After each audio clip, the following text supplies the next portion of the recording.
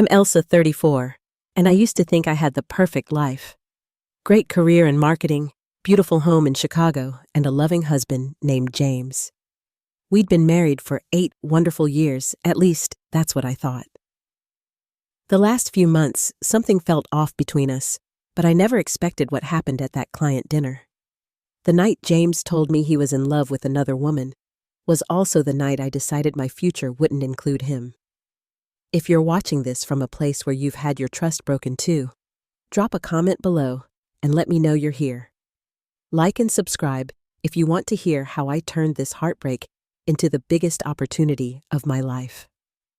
Growing up in Seattle, I always knew I wanted a career I could be proud of. My parents raised me to believe I could accomplish anything with hard work and determination, and that mindset shaped my entire life.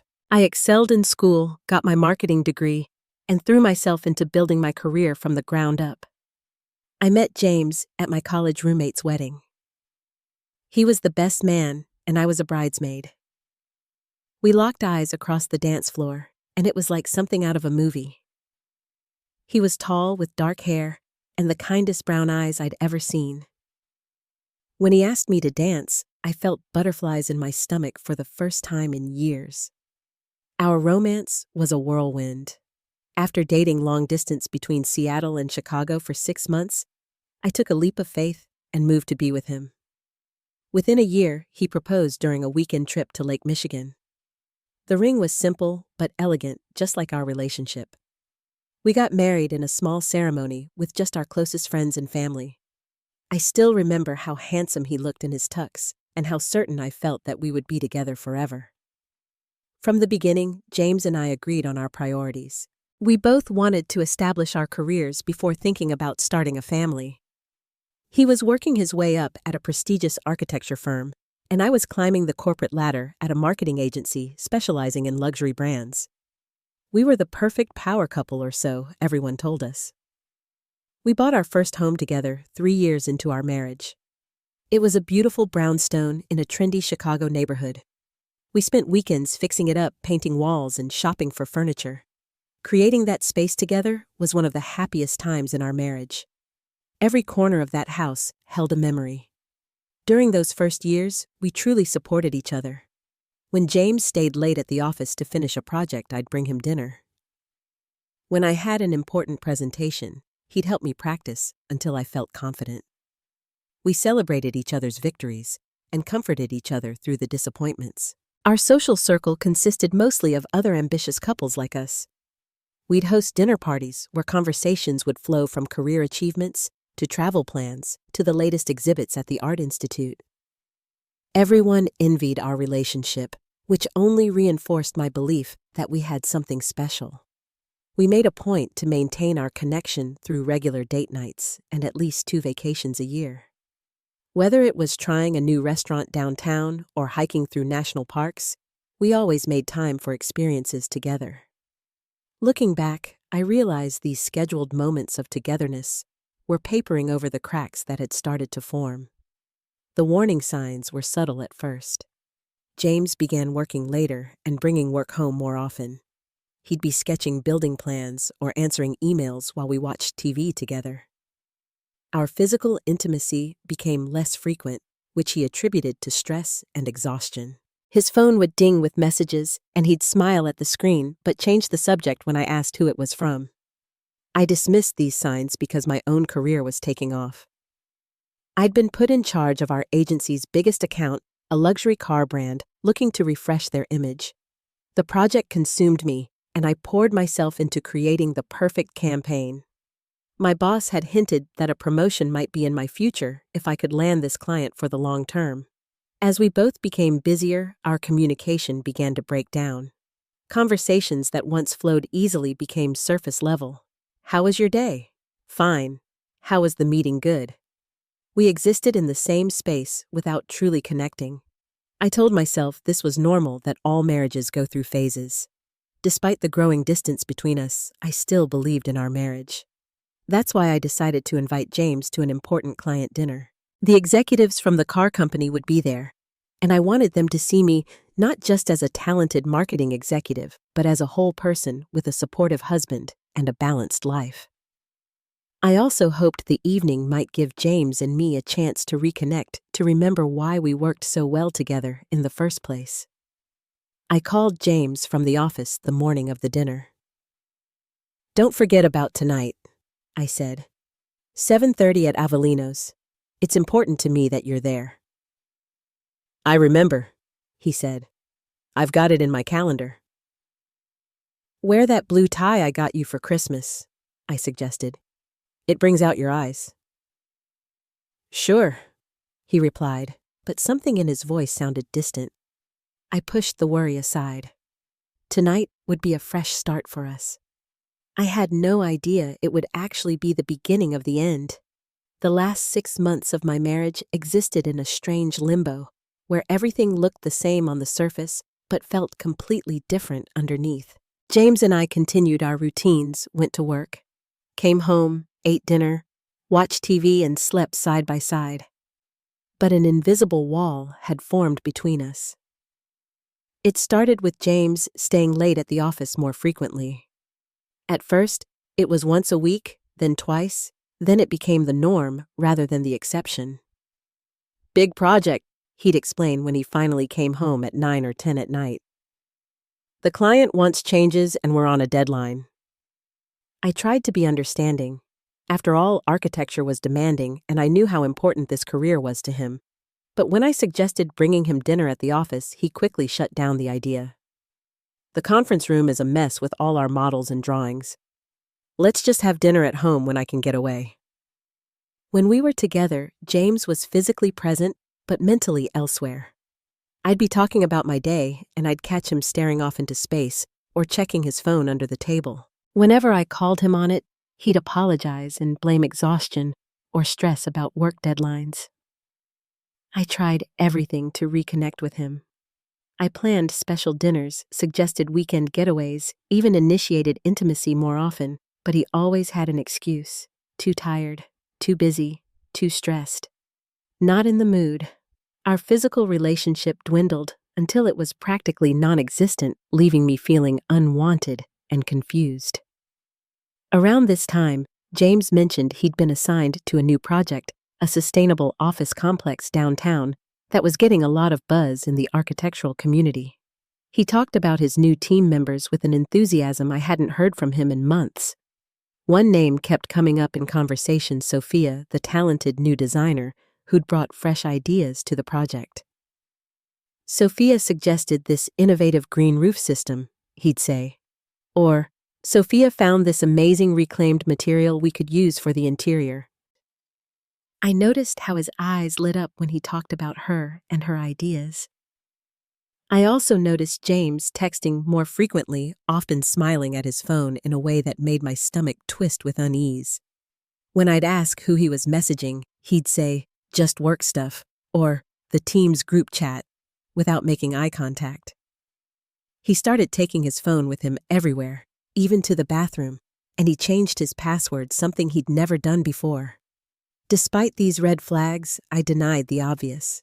James wasn't that type of man, I told myself. We had built a life together based on trust and mutual respect. He wouldn't throw that away for someone else. I convinced myself I was being paranoid, that the distance between us was just a phase all marriages go through. Instead of confronting my fears about my marriage, I threw myself deeper into my work. The luxury car campaign became my refuge, a place where I felt competent and appreciated. I volunteered for extra projects, stayed late at the office, and brought work home on weekends. If James could be absent physically or emotionally, so could I. My best friend Taylor was the first to voice what I couldn't bring myself to consider. We were having lunch at our favorite cafe when she asked how things were with James. I gave my standard answer, "Fine, just busy with work." Taylor put down her fork and looked at me directly. "Elsa, I've known you for 15 years. You don't have to pretend with me. Something's wrong, isn't it?" The directness of her question cracked my carefully maintained facade.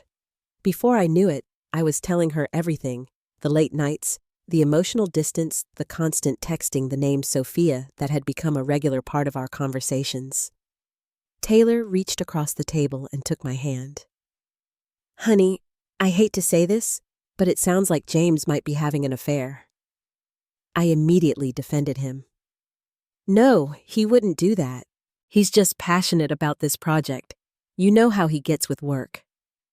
But Taylor's words planted a seed that I couldn't ignore. I started noticing more things that didn't add up.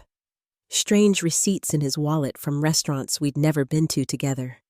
A weekend work retreat where the details were suspiciously vague. The new cologne I hadn't bought him. The gym membership he suddenly needed despite having always preferred running outdoors. Each new discovery pulled me between trust and suspicion. I wanted to believe in my husband and our marriage, but the evidence was mounting that something wasn't right. Still, I needed to be certain before making accusations that could damage our relationship beyond repair. I decided to plan a special evening at home, just the two of us, where we could talk honestly about what was happening between us. But before I could put this plan into action, the opportunity arose to invite James to the client dinner I'd been working toward for months. It seemed perfect a chance to reconnect in a setting where we'd both be putting our best selves forward. The day of the dinner, I felt both hopeful and anxious. This evening was important professionally, as the luxury car executives would be there to discuss extending our contract, which could lead to the promotion my boss had hinted at. But personally, it felt even more significant. Something told me this dinner would be a turning point in my marriage, though I had no idea how right I would be. As I finished preparations for the dinner selecting my outfit, a sleek black dress that made me feel confident, I tried to silence the nagging voice inside that whispered something was very wrong in my marriage. Tonight, I told myself we would find our way back to each other. I had no idea that instead, we would find our way to the truth. Avellino's was the most upscale Italian restaurant in Chicago, with crystal chandeliers, white tablecloths, and a wine list that read like a novel. I'd reserved a private dining room for our meeting, wanting to impress the executives from the car company. I arrived early to make sure everything was perfect, from the floral arrangements to the place settings. The clients arrived promptly at 7:30, but James was nowhere to be seen. I made small talk, introduced myself to the executives I hadn't yet met in person, and kept glancing at the door while trying to hide my growing anxiety.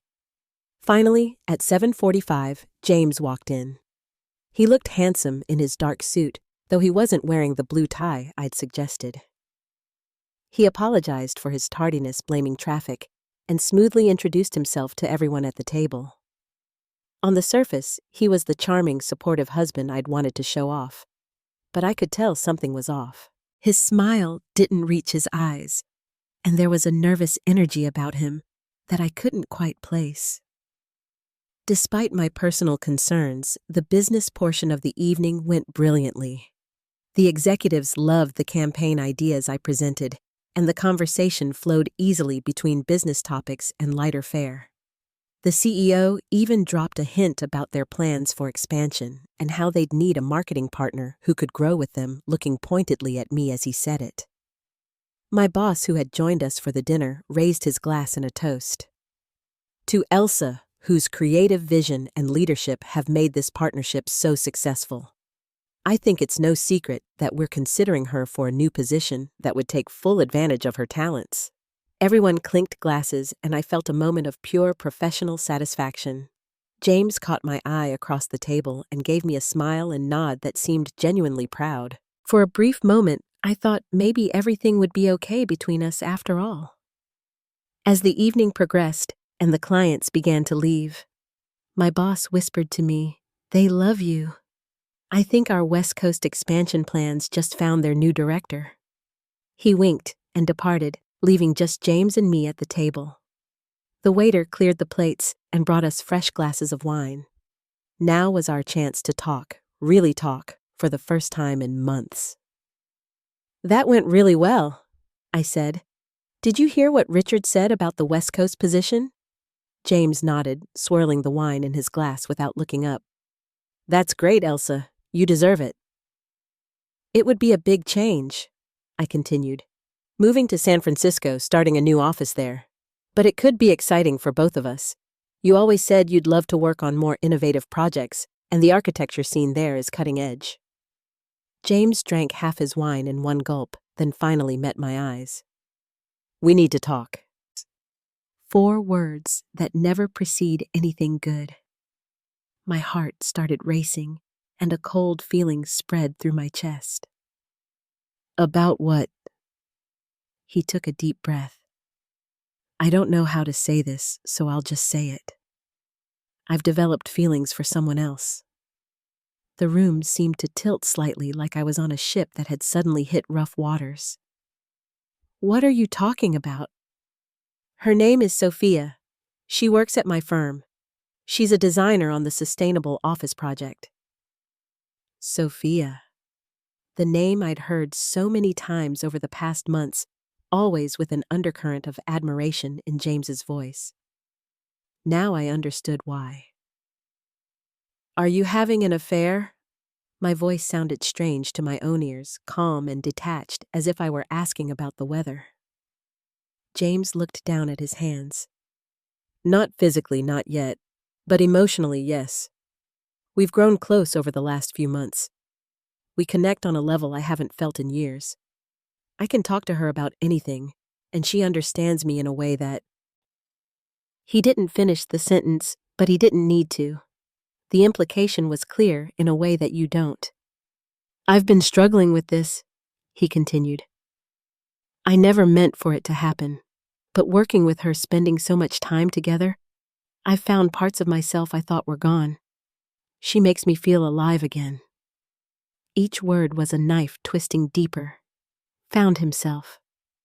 Parts he thought were gone. What about the life we'd built together? What about the promises we'd made? "I'm confused," James said. "I still care about you, about our life together. But these feelings for Sophia, they're intense. I need time to figure things out, to understand what I really want." I sat in shocked silence, my mind racing through all the signs I'd ignored, all the moments when I'd chosen to believe the best instead of seeing the truth. The late nights at the office, the secretive texting, the emotional distance. It all made perfect, painful sense now. James kept talking, as if by explaining more he could somehow make his betrayal less devastating. "She's going through a breakup too with her boyfriend. We're both in transition, trying to understand what we want in life. I think we need to be honest with ourselves and with each other about where our marriage stands." The restaurant suddenly felt too small, too public for this conversation.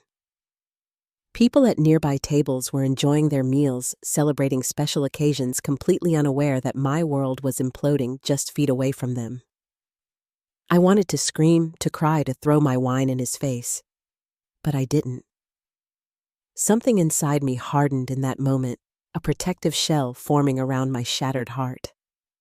I had spent years building my career, proving my worth, and I refused to fall apart in this upscale restaurant while the man who had promised to love me forever explained why another woman understood him better. As James finished his confession, looking at me with a mixture of guilt and relief, I realized that the next few moments would define the course of my life. I could beg him to reconsider, to try to work things out. I could break down and show him how deeply he had hurt me. Or I could choose another path entirely. I took a sip of my wine, set the glass down carefully, and prepared to respond in a way that would change everything. My mind raced as James finished speaking. 8 years of marriage, the home we'd built together, the future we'd planned, all now hanging by a thread because he'd found himself with another woman. The betrayal cut deep, leaving me feeling hollowed out and broken. But beneath the crushing weight of heartbreak, another emotion began to surface, steady and clarifying anger. Not the explosive kind that leads to shouting and regrets, but a cold, clear anger that sharpened my focus and straightened my spine. In that moment, I thought about all I had accomplished in my career. The late nights, the presentations, the campaigns I'd poured my heart and soul into. I thought about the call I'd received just that morning from Richard, my boss, officially offering me the position heading up the new West Coast division in San Francisco. A dream opportunity I hadn't mentioned to James yet because I wanted us to discuss it together as partners. I looked at James across the table, his expression a mixture of guilt and expectation. He was waiting for tears for pleading for the emotional breakdown that would allow him to position himself as the reluctant bad guy who just couldn't help his feelings. Instead, I took a deep breath and met his gaze steadily. I have news too. His brow furrowed in confusion. I've been offered a promotion. I'll be heading up our new West Coast division. I paused, letting the words sink in before adding, I'll be moving to San Francisco. Alone. The shock on James's face was immediate and complete.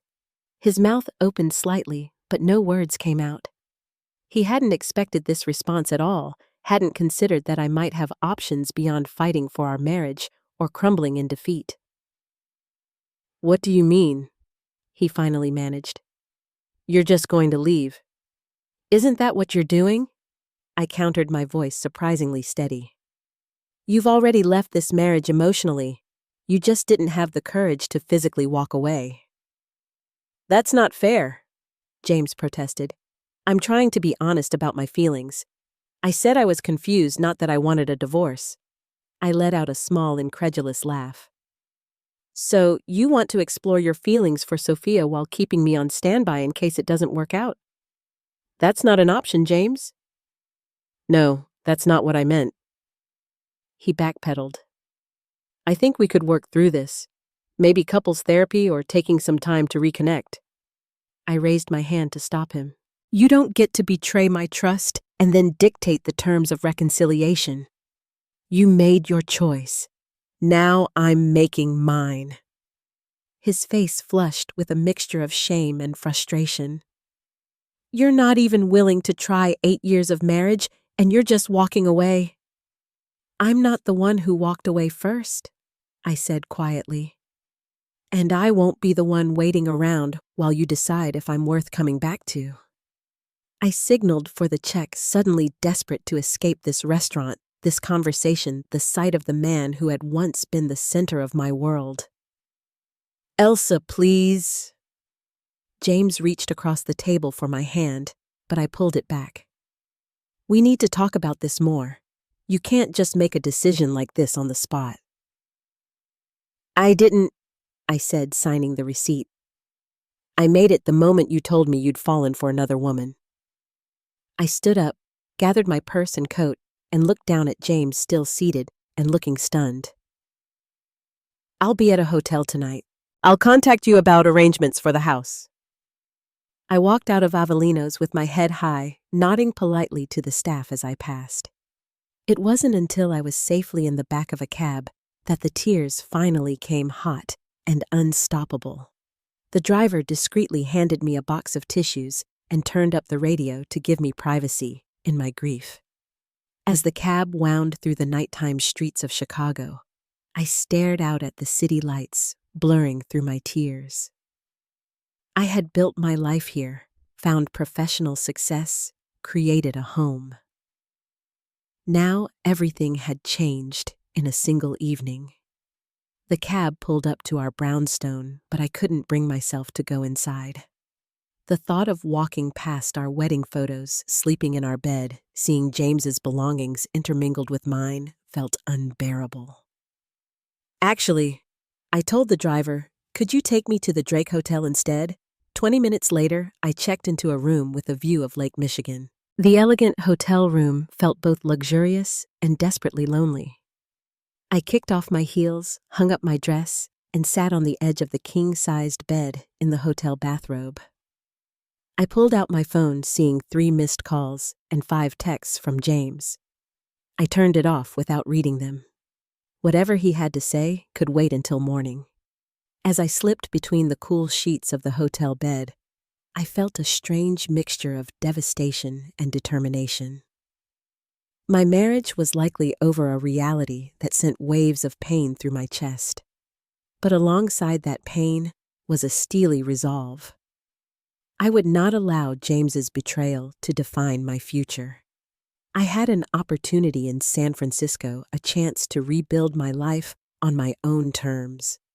As I drifted off to sleep, tears still damp on my pillow, one thought provided a small measure of comfort. Tomorrow was a new day, the first of my new life.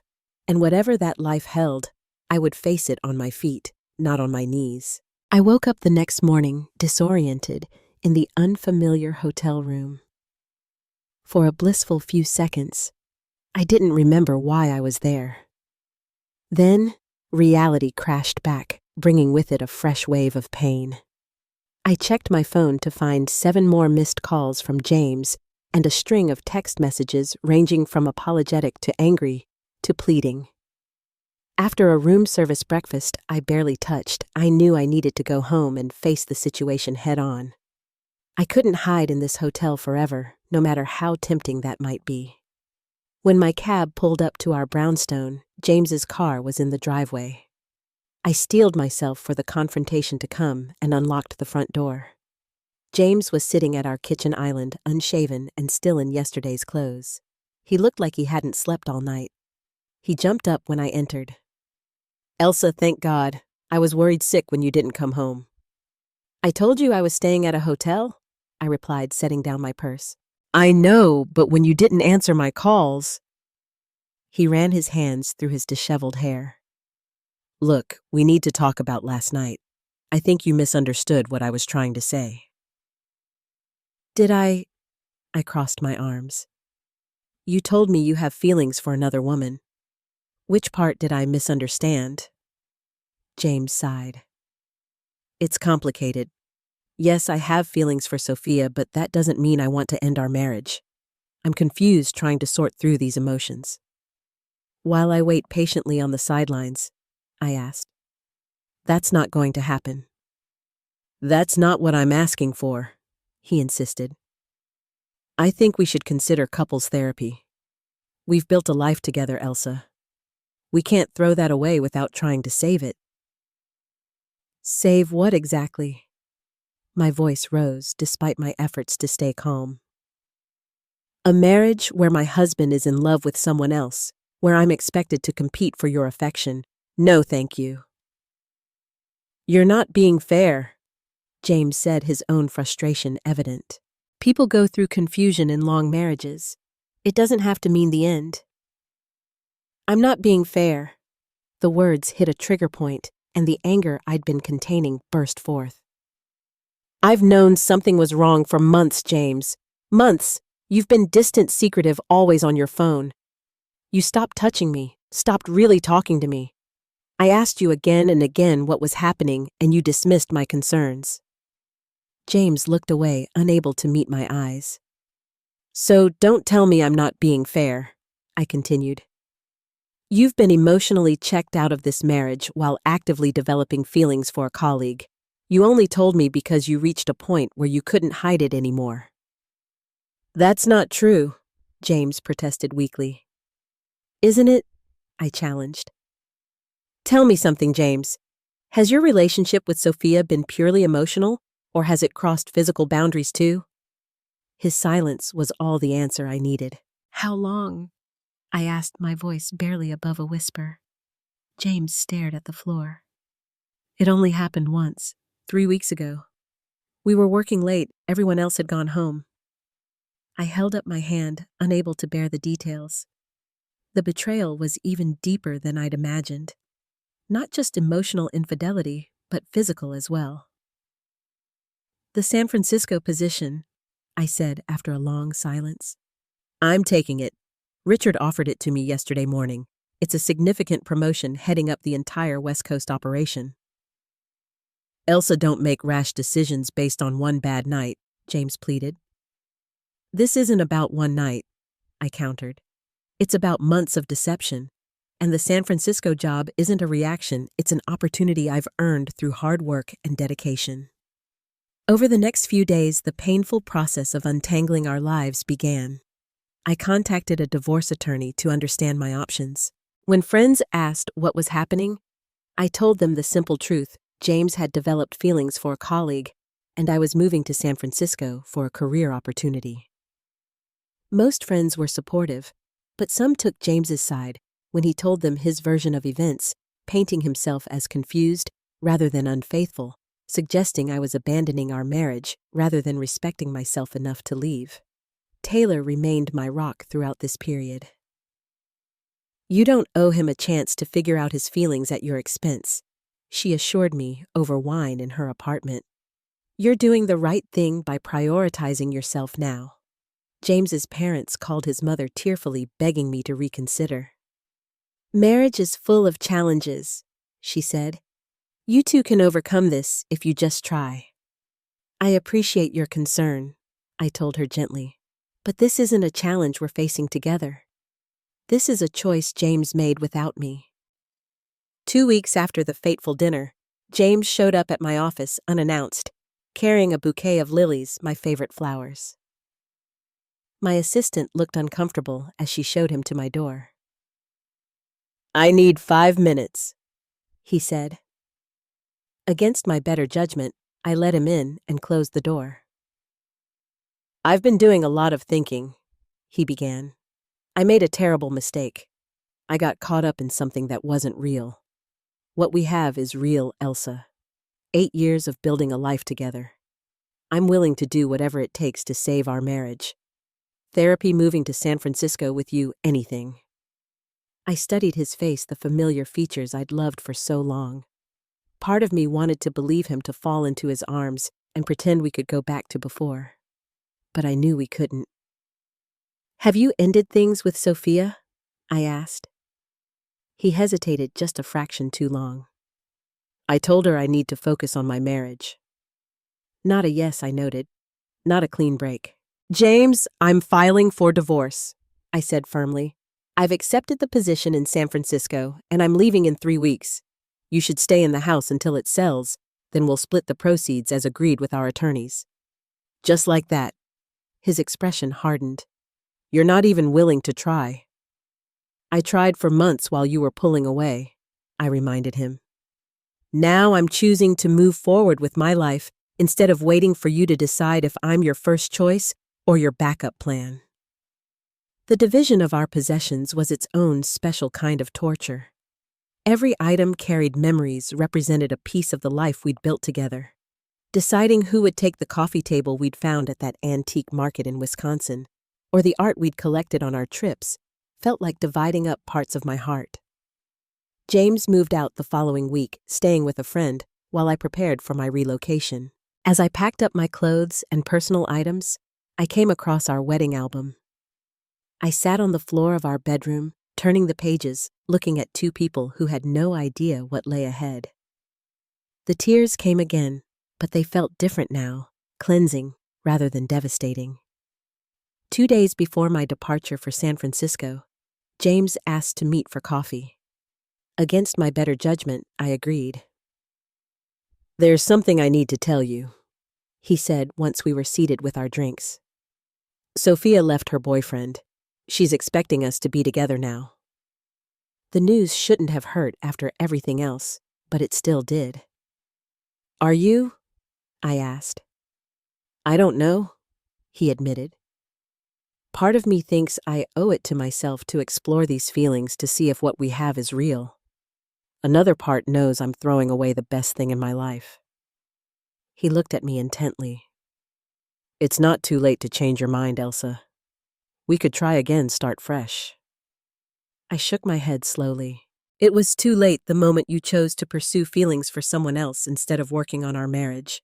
I hope you find whatever it is you're looking for, James. I really do. But I won't put my life on hold while you figure it out." The next day, I signed the final papers, accepting my new position, my signature marking the end of one chapter and the beginning of another. As I packed the last of my belongings into boxes to be shipped west, I felt equal parts terrified and exhilarated by the blank canvas of my future. 3 days later, I began the cross-country drive to San Francisco, my car packed with only the essentials. I could have flown and had everything shipped, but something in me needed the physical journey, the literal distance unfolding mile by mile beneath my wheels. Each state line I crossed felt like another step away from the pain, and toward whatever waited for me on the West Coast. The drive was therapeutic in ways I hadn't anticipated. Alone on the open road, with only my thoughts and the changing landscape for company, I began to process everything that had happened. The betrayal still hurt a physical ache in my chest that flared up at unexpected moments. But as the miles accumulated, I found myself thinking more about the future than the past. My first week in San Francisco was a blur of apartment hunting and orientation at the new office. I found a place in Pacific Heights with bay windows and a partial view of the Golden Gate Bridge. The rent was astronomical, but the company had included a generous relocation package, and I decided the fresh start was worth the expense. My first day in my new position was equal parts exciting and overwhelming. As the head of the West Coast division, I was responsible for building the office from the ground up, hiring key personnel, and establishing our presence in a new market. The challenge was exactly what I needed, something to pour myself into completely. Meanwhile, the divorce proceedings continued from a distance. Our case was relatively straightforward since we had no children and had agreed on most financial matters. Still, each email from my attorney brought a fresh reminder of what I'd lost, what had been taken from me by James's betrayal.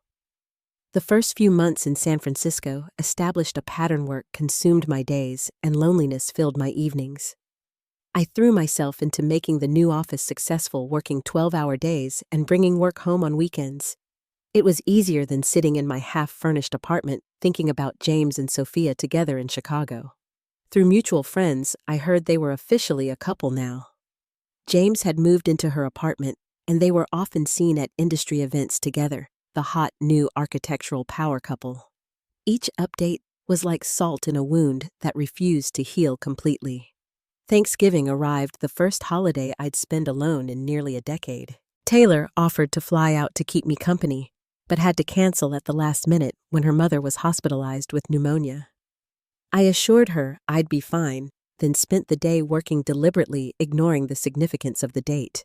Christmas was harder to ignore. I declined invitations to return to Chicago, unwilling to face the pitying looks and awkward questions. Instead, I booked a solo trip to Hawaii, spending December 25th on a beach with a book and a Mai Tai, trying to convince myself this was freedom rather than loneliness. James called on New Year's Eve, the first time we'd spoken directly in months. "I just wanted to check how you're doing," he said, his voice achingly familiar through the phone. "I'm fine," I replied automatically. "Busy with work. The new office is doing well." "I'm glad to hear that," he said. "I've been thinking about you a lot lately." I didn't respond, unwilling to give him an opening. "Things with Sophia aren't what I expected," he continued after an awkward silence. "Reality is different from fantasy, I guess." "James?" I cut him off. "I don't think this call is a good idea. We're getting divorced. I'm trying to move forward with my life." "I know," he sighed. "I just miss talking to you. No one understands me the way you do." "You should have thought of that before," I said, then ended the call before he could respond. I sat alone in my apartment as midnight approached, watching the fireworks over the bay through my window. As the clock struck 12 and the sky exploded with color, I made a resolution this year would be about rebuilding my life, not mourning what I'd lost. January brought unexpected challenges. What started as a persistent cough developed into pneumonia, landing me in the hospital for 3 days. Lying in that sterile room without family or close friends nearby, I realized how isolated I'd become. I'd been so focused on proving I could succeed professionally despite personal heartbreak that I'd neglected to build a support system in my new city. Upon my release, my neighbor Amelia, a pediatric nurse I'd barely spoken to beyond hallway greetings, surprised me by checking in regularly, bringing homemade soup and keeping me company during my recovery. Her kindness opened a door, and I found myself making a genuine friend for the first time since my move. Through Amelia, I joined a support group for divorced women. At first, I went reluctantly, uncomfortable with the divorced label and skeptical of group therapy. but sitting in that circle of women who understood exactly what I was going through provided a relief I hadn't known I needed. They got it all: the shock, the grief, the anger, the fear, the moments of weakness when you consider going back just to end the pain of being alone.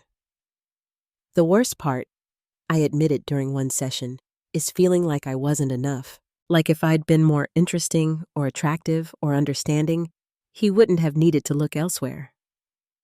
"That's the big lie," said Monica, a 50-something school principal who'd divorced after 22 years of marriage. "Their cheating is about their character, not your worth. The sooner you believe that, the sooner you'll heal." 6 months after my move, my attorney called with news the divorce was final. I was legally single again. I sat on my sofa that evening, glass of wine in hand, staring at the finalized papers. I'd expected to feel something monumental: grief or relief or closure. Instead, I felt oddly numb, as if the legal dissolution was merely catching up to an emotional reality I'd already accepted. The next morning, I woke up with a strange lightness. The marriage that had defined so much of my adult life was officially over, but I was still here, still standing, still moving forward. There was something freeing in that realization. I decided it was time to start putting myself out there socially. I accepted dinner invitations from colleagues, joined a hiking group, and even created a profile on a dating app, though I couldn't bring myself to actually meet anyone from it yet. My first attempt at dating came 3 months later: a dinner with Eric, a software developer I'd met through Amelia. The evening was pleasant but awkward, both of us trying too hard. When he kissed me goodnight, I felt nothing, no spark, no connection, only the strange awareness that he wasn't James. I didn't accept his invitation for a second date. At work, a crisis erupted when our biggest West Coast client threatened to pull their account over a miscommunication with the creative team. As the office director, it fell to me to salvage the relationship. I spent 2 weeks working around the clock, rebuilding trust, restructuring the account team, and personally overseeing a revised campaign that exceeded the client's expectations. The day they signed a renewed contract extending our partnership for 3 years, I felt a surge of professional pride, unlike anything I'd experienced before. This was my victory earned through my leadership, my resilience, my refusal to give up when things got difficult. That evening, as I celebrated with my team at a local wine bar, I realized something important: I was good at this. Not just the marketing work, but leading, building something new, rising to challenges. The promotion I'd announced the night James confessed his betrayal had turned out to be not just an escape route, but a path to genuine fulfillment. 7 months into my new life, I ran into Marcus, a college friend of James's, who had moved to San Francisco years earlier. We bumped into each other at a farmer's market, and after an initially awkward greeting, agreed to grab coffee to catch up. "I heard about you and James," he said once we were seated with our drinks. "I'm really sorry." "Thanks," I replied. "It's been a challenging year, but I'm doing well now." Marcus hesitated, then added, "I don't know if it helps to know, but I heard through mutual friends that he and Sophia are having problems. Apparently, the reality of being together isn't living up to the fantasy they built up during the affair." A petty part of me wanted to feel vindicated by this information, to revel in their relationship struggles. Instead, I felt a surprising indifference. "I hope they figure it out," I said, and realized I actually meant it. We all deserve to be happy, even if it's not with each other. Marcus studied me with newfound respect. "You've changed," he observed. I smiled. That tends to happen when your life falls apart and you have to rebuild it from scratch. As I walked home from our coffee, I resisted the urge to reach out to James to let him know I was thinking of him, to reopen that door even a crack. Instead, I deleted his number from my phone, the final digital tie severed. That night, I stood on my small balcony, looking out at the city lights, a city that had been a refuge and was now becoming a home. For the first time in a long while, I felt not just okay, but genuinely optimistic about what lay ahead. The path forward was entirely my own, to determine, shaped by my choices rather than someone else's betrayal. As my first work anniversary in San Francisco approached, I took stock of how far I'd come professionally and personally. The office was thriving under my leadership, exceeding revenue projections by 20%. I had made real friends, not just work acquaintances. I had started dating again cautiously, but with an open heart. And most importantly, I had rediscovered my own resilience, my capacity to withstand pain, and emerge stronger on the other side. The journey wasn't over, I knew that. Healing isn't linear, and there would still be difficult days ahead. But standing on the foundation I'd built for myself, brick by painful brick, I felt ready to face whatever came next, no longer defined by what I'd lost, but by what I'd found within myself along the way. 2 years have passed since that fateful dinner, when my husband declared his love for another woman, and I announced my promotion. 2 years of rebuilding, rediscovering, and reimagining what my life could be. Looking back now from the vantage point of my sun-drenched San Francisco apartment, I can see how much has changed both around me and within me. Professionally, I've exceeded even my own ambitious expectations. The West Coast division I was tasked with establishing has grown from a 3-person operation to a thriving office of 32 employees, generating nearly 40% of the company's overall revenue. Last quarter, we landed the biggest account in the firm's history, a tech giant looking to humanize their brand. Richard, my former boss, who is now my peer in the executive leadership team, jokes that he created a monster by sending me west. But the professional success, gratifying as it is, pales in comparison to the personal growth these challenging years have brought. After the divorce was finalized, I began seeing a therapist, Dr. Lambert, who helped me navigate the complex emotions of betrayal and abandonment. Those weekly sessions became sacred time for self-reflection and healing. Pain, Dr. Lambert told me during one particularly difficult session, is inevitable in life. Suffering is what happens when we resist that pain, when we fight against reality instead of accepting it and moving through it. Those words became a touchstone for me. Yes, James's betrayal had caused immense pain, but my suffering decreased when I stopped asking why it had happened to me, stopped imagining alternate scenarios where he remained faithful, or where I somehow prevented the affair, stopped resisting the reality that my marriage was over. The healing wasn't immediate or linear. There were still nights I cried myself to sleep, days when a song on the radio or a glimpse of a happy couple would trigger waves of grief for what I'd lost. But gradually, those moments became less frequent, less overwhelming, less defining.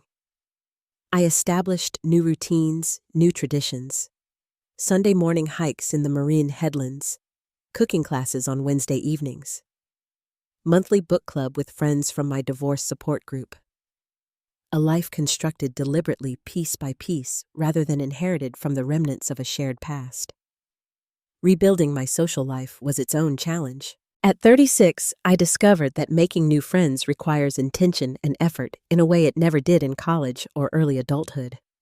But the friendships I've formed here feel especially meaningful, perhaps because they're with people who know me as I am now, not as half of a couple, or as the woman whose husband left her. Amelia, my neighbor who brought soup when I was sick, has become like family to me. Taylor visits from Chicago every few months, marveling at the changes she sees in me each time.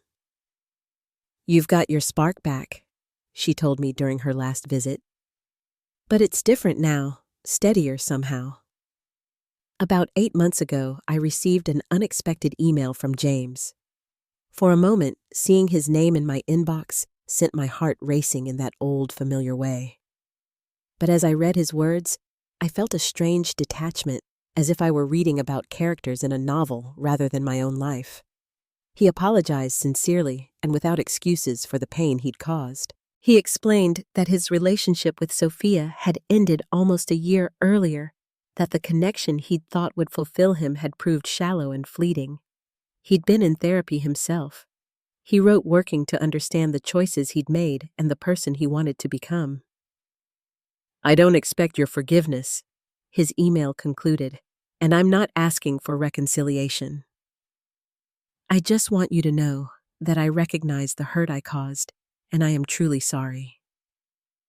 You deserved better, and I will always regret not being the husband you deserved." I sat with that email for several days before responding. In the past, such a message might have reopened old wounds or sparked fantasies of reunion.